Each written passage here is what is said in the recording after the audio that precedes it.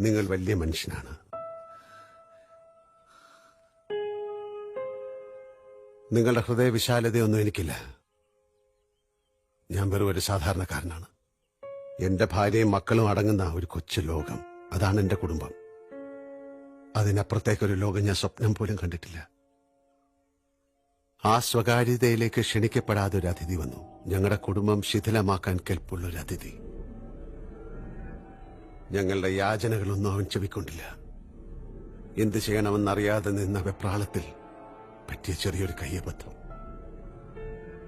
ഇനി ഒരിക്കലും തിരിച്ചു വരില്ല എന്ന ഉറപ്പോടെ എന്നേക്കുമായി ആ അതിഥിയെ ഞങ്ങൾ മടക്കി അയച്ചു.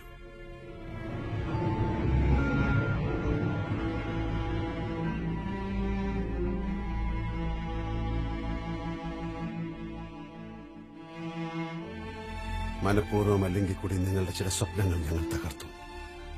കാലിൽ വീണ് മാപ്പ് ചോദിക്കണമെന്ന് ഞങ്ങളും ആഗ്രഹിച്ചിരുന്നു. മനസ്സിലത് 100 ആവർത്തി ചെയ്തു കഴിഞ്ഞു.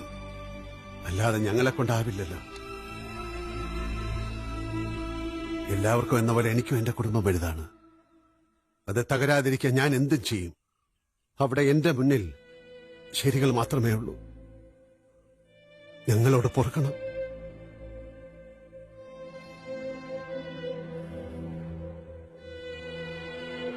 어,